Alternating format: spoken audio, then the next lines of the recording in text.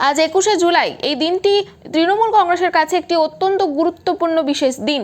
ধর্মতলায় শহীদ দিবস পালনের উদ্দেশ্যে ইতিমধ্যেই বিভিন্ন জায়গা থেকে রওনা দিচ্ছেন কর্মী সমর্থকরা। আরামবাগ ও গোঘাট স্টেশনেও ধরা পড়ল সেই একই ছবি। এদিন স্টেশনে কর্মীদের ভিড় ছিল চোখে পড়ার মতো। প্রাক্তন ব্লক সভাপতি মনোরঞ্জন পাল এই বিষয়ে জানিয়েছেন, ট্রেনে যাওয়াটা একটি ঐতিহ্য। 1993 সাল থেকে এই দিনটি আমি ট্রেনে যাই। প্রতি বছর এই দিনটিতে ট্রেনে করে গিয়ে হাওড়াতে অন্যান্য কর্মী সমর্থকদের একত্রিত হয়ে একটি র্যালি করে ধর্মতলা যায়। এই বিষয়ে আরো কি জানাচ্ছেন তিনি, ওনাদের থেকে শুনবো বিস্তারিত। 24 আওয়ার্স আরামবাগের রিপোর্ট।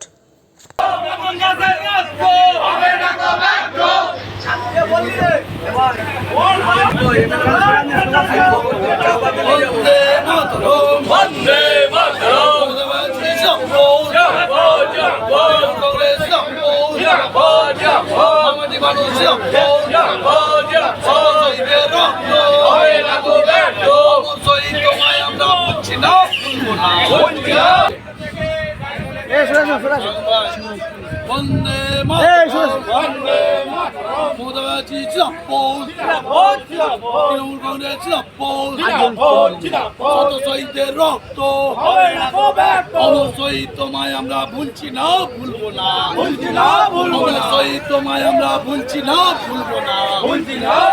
বন্দে মাতরম বন্দে মাতরম মোদাবাজি জিন্দাবাদ তৃণমূল কংগ্রেস জিন্দাবাদ। বাস আছে, বাস আমরা আমাদের বুথ বা পাশাপাশি বুথ থেকে ছাড়িয়ে দিয়ে তারা 6:30 7টার মধ্যে তারা বেরিয়ে গেল। তারপর কিছু কর্মী আছে, সেই কর্মীরা বললে আমরা ট্রেনে যাব। মানে ট্রেনে যাওয়াটা একটা ঐতিহ্য।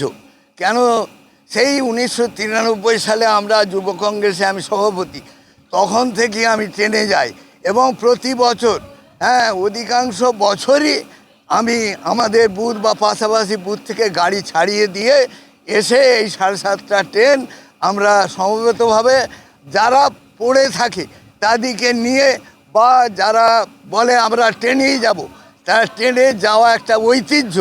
এবং ট্রেনে যেয়ে হাওড়ায় আমরা হুগলির বিভিন্ন নেতৃত্ব, অরূপ বিশ্বাস থেকে তপন দাশগুপ্ত থেকে আরম্ভ করে স্নেহাশিস চক্রবর্তী, বেচারা মান্না, সমস্তর একটা সম্মিলিত ওইখানে একটা জমায়েত হয় এবং র্যালি করে যায়।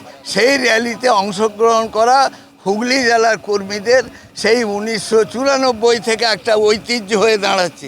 অতএব এই জায়গায় দাঁড়িয়ে আমরা আজ 31টা বছর যেভাবে হোক হয়েছে আছি আমরা, সেই 31টা বছর ধরেই আমরা ট্রেনে যাচ্ছি এবং আগামী দিনেও আমরা যতদিন এই তৃণমূল কংগ্রেসের এই শহীদ দিবস থাকবে আমরা ততদিন এই ট্রেনেই আমি নিজে বিভিন্নভাবে কর্মীদিকে নিয়ে সবাইকে পাঠিয়ে দিয়ে যারা থাকবে তাদেরকে নিয়ে ট্রেনে যাব।